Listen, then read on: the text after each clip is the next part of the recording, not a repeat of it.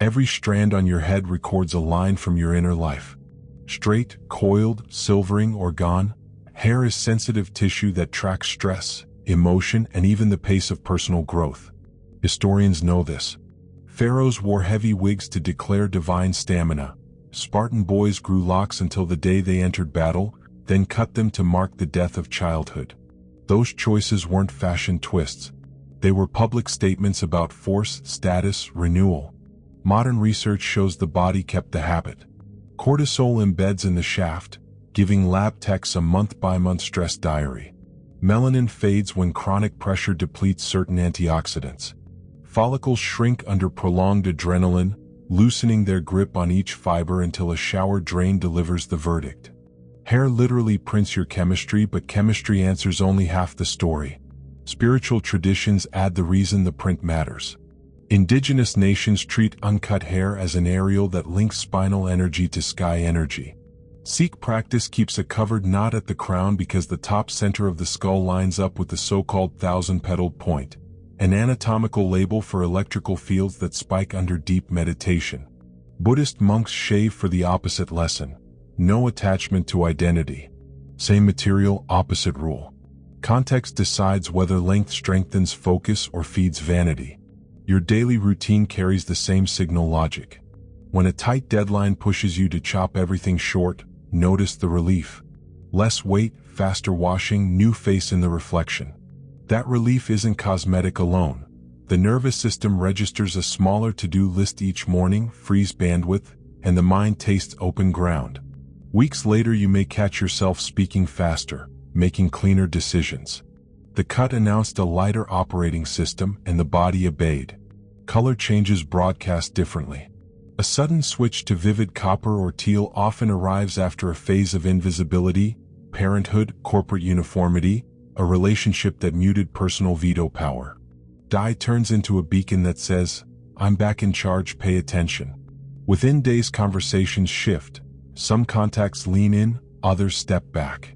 A single pigment swap reshuffles the social field, proving that identity edits start at the scalp and ripple outward.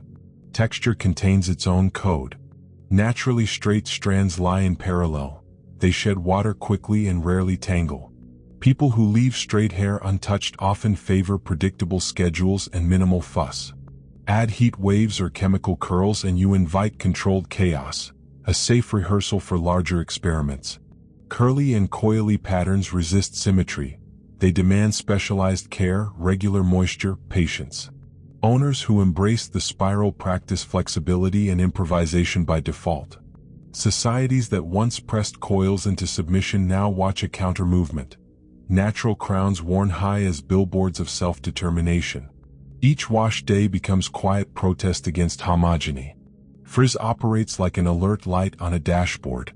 High humidity or static charges make keratin fibers repel each other, but chronic frizz when the air is dry often mirrors a mind stuck on guard.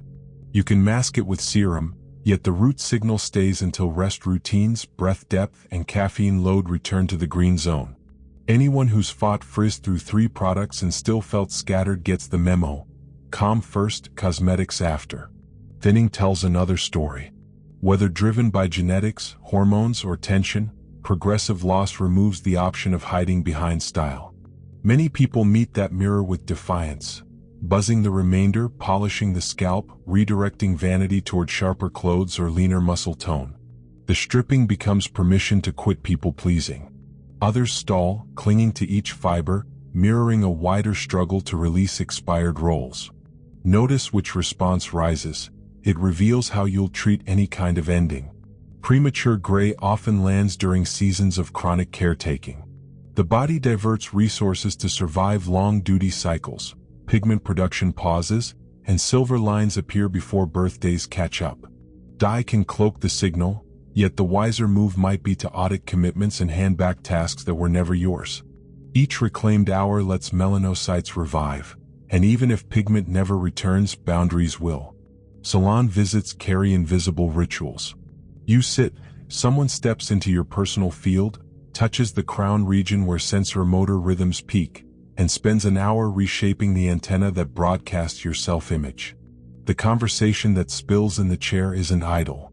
It's energetic exchange. Cultures that treat hairdressing as sacred wisdom keep strict rules about who may cut whose hair and on what days because they recognize how easily mood transfers through fingertips.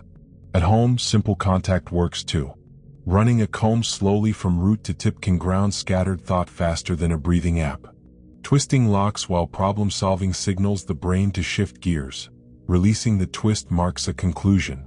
These unconscious tics reveal a body trying to regulate circuit load through the filaments it grows. Treat neglect as information, not shame. Matted knots, perpetual ponytails, brittle ends, each points to areas starved of curiosity or care. You'll find parallel neglect in diet, inbox clutter, or friendship maintenance. Tackle one corner and the others loosen. A 10-minute conditioning routine 3 evenings a week may reduce scalp tension enough to improve sleep latency. Better sleep stabilizes mood, and a stable mood breaks the sugar coffee spiral that originally dehydrated the hair. Feedback loops need only one new input to change direction. The same logic drives major resets. Someone leaves a toxic job at noon and schedules a dramatic cut by 6. Blades sever strands encoded with office air and fluorescent light. The sink fills, water swirls the memory away. The next morning the mirror confirms that chapter ended. Physical evidence makes the nervous system believe what words alone could not convince. Cultures as far apart as Yoruba, Norse, and Navajo record creation myths where the first humans arrive with hair already symbolic. Braids marking tribe, shaved heads marking vows, tangled vines marking wilderness. Biology supports the lore. Each follicle houses stem cells, immune sentries, and mechanoreceptors that translate vibration. Pull one hair by the root and notice how precisely you locate the tug.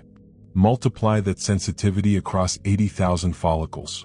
The scalp forms a dense radar for environmental and emotional signals. Harnessing that sensor array is less mystical than it sounds. Pay attention to scalp feel when you enter different rooms. Tightness at a networking event often precedes the mental fatigue you label introversion. Drop the shoulders, breathe low, and the skin loosens. Discomfort declines without a word exchanged. Over time you learn to trust scalp cues as early warnings. Spiritual texts link the crown area to orientation, knowing where you stand relative to meaning. When life direction blurs, people instinctively touch the top of the head. Adding gentle pressure calms parietal nerves, which feed into networks governing perspective and self-location. Integrate that reflex deliberately. During a confusing meeting, rest fingers lightly on the crown, breathe once, then continue. You just used hair as an access point to a wider navigational system. Hair rituals mark transitions because the body remembers them. A funeral cut in Maori culture, the first beard trim after basic training, the toddler's inaugural salon visit, all lock events in memory grids more stubborn than photo streams. You can create similar anchors. Trim half a centimeter when closing a year-long project. Braid for the final exam. Let everything grow during sabbatical. The tactile change stamps the milestone deeper than a calendar reminder. If you plan a shift in mindset, quitting approval addiction, ending reactive gossip, decide how the external layer will echo it. Maybe grow out natural texture after years of heat straightening. Each wash day reminds you that authenticity beats conformity. Maybe keep the style but vary the part line, teaching the brain that flexibility starts with small asymmetries. Science and lore align on one final point. Hair amplifies whatever story you feed it. Daily dissatisfaction leads to habitual criticism in the mirror, which exaggerates perceived flaws, which loops back as more dissatisfaction. Interrupt the loop. Acknowledge the shaft that still shines even after a stressful week. Thank the follicles for recording hormonal changes that need attention. Adjust habits accordingly. Gratitude shifts the chemical cascade bathing the bulb cells, improving protein assembly. Visible shine follows. 10 minutes from now you could walk away unchanged, or you could choose one tangible move. Clear product buildup, schedule a long-deferred cut, or simply run slow fingers through the roots and notice the feedback. That single action starts a conversation with the antenna you carry everywhere. Keep listening. Your hair will keep reporting. Early silver strands and sudden thinning often appear when responsibility outweighs joy. The body diverts nutrients toward survival chemistry and pauses pigment work as a cost-saving measure. Gray at 28 is less a verdict on age than a ledger entry of how much weight you carry for other people. Some choose dye and regain public confidence. Others let the ash tones spread and rebrand themselves as early sages. Either way, the change invites a review. Which duties are authentic service and which are borrowed burdens? Adjust one column and melanin sometimes returns. If it doesn't, the lighter shade still marks a lighter load on the inside. Total baldness speaks even louder. When follicles shut down, identity can no longer hide behind color or curl. The scalp becomes a billboard for acceptance or resistance. The people who meet the mirror with a razor and polish show up differently in every room. Conversation shifts because they radiate completion. Those who cling to the last strands often cling elsewhere too. Projects long past relevance, relationships past tenderness. Witnessing either path reminds you that hair is a rehearsal space for larger exits. Practice letting go here and the next farewell hurts less. Neglect and hyper-control sit at opposite ends of one spectrum. Dry mats that snap under a brush reveal hours stolen by doom scrolling or depression fog. Perfect coils lacquered into immobility betray a mind working overtime to predict every outcome. Both conditions soften when the owner reclaims unstructured minutes. Time to breathe while massaging conditioner through the scalp or to walk outside while drying in the wind. The small gap allows the nervous system to reset, and hair records the shift within weeks. Pay attention to touch. Fingers drifting to twist a lock during complex tasks mark cognitive load rising. When the twist stops, the problem is usually solved. Parents ruffling a child's hair reassure faster than words because follicles feed mechanoreceptor signals directly into comm circuits. Lovers know this intuitively, stylists learn it by trade. You can use the shortcut on yourself. A slow palm press at the crown, 10 seconds, eyes unfocused. The pulse steadies, options widen. We end where the mirror begins. Hair is living history written in keratin, an aerial array tuned to the state of your thoughts.